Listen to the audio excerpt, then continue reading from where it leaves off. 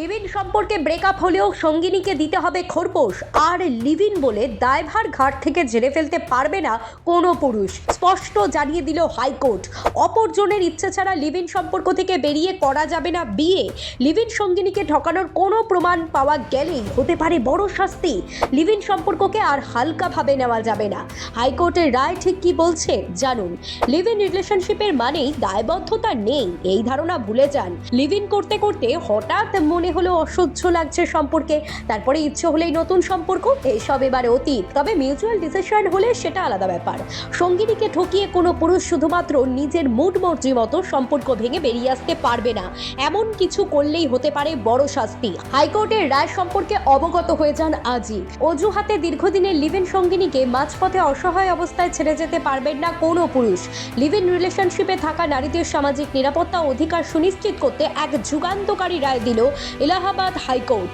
আদালত সাফ জানিয়েছে, যদি কোনো পুরুষ ও নারী দীর্ঘ সময় ধরে স্বামী স্ত্রীর মতো একত্রে বসবাস করেন, তবে বিচ্ছেদের পর ওই নারী খোরপোশ পাওয়ার যোগ্য। এক্ষেত্রে বিয়ের আনুষ্ঠানিক আইনি প্রমাণের অনুপস্থিতি কোনো বাধা হতে পারে না। এই আইনি লড়াইয়ের সূত্রপাত উত্তরপ্রদেশের মুরাদাবাদের জেলা থেকে। সেখানকার এক মহিলা পেশায় লোকো পাইলট এক যুবকের সঙ্গে দীর্ঘ সময় ধরে লিভ-ইন রিলেশনশিপে ছিলেন। তারা সমাজ ও পাড়া প্রতিবেশীর কাছে স্বামী স্ত্রীর পরিচয় দিয়েই বসবাস করতেন, কিন্তু পরবর্তীতে তাদের মধ্যে বিচ্ছেদ ঘটে। বিচ্ছেদের পর ওই মহিলা তার জীবন ধারণের জন্য ভরণ পোষণের দাবি জানিয়ে মুরাদাবাদের নিম্ন আদালতের দ্বারস্থ হন। নিম্ন আদালত সমস্ত তথ্য প্রমাণ খতিয়ে দেখে নির্দেশ দেয় যে ওই রেলকর্মী বা লোকো পাইলটকে তার প্রাক্তন লিভ-ইন সঙ্গিনীকে নিয়মিত খোরপোশ দিতে হবে। আদালত স্পষ্ট জানিয়ে দেয় যে খোরপোশ বা ভরণ পোষণ পাওয়ার জন্য সবসময় বিয়ের আনুষ্ঠানিক বা আইনি দলিলের কোনো প্রয়োজন হয় না। যদি দীর্ঘ সময় ধরে দুজন একই ছাদের নিচে স্বামী স্ত্রীর মতো বসবাস করেন, তবে আইনগতভাবে তাদের বিবাহিত দম্পতির মতোই গণ্য করা হবে।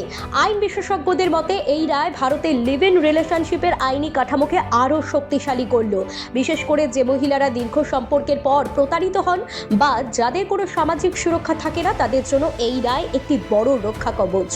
Bureau report, top to time.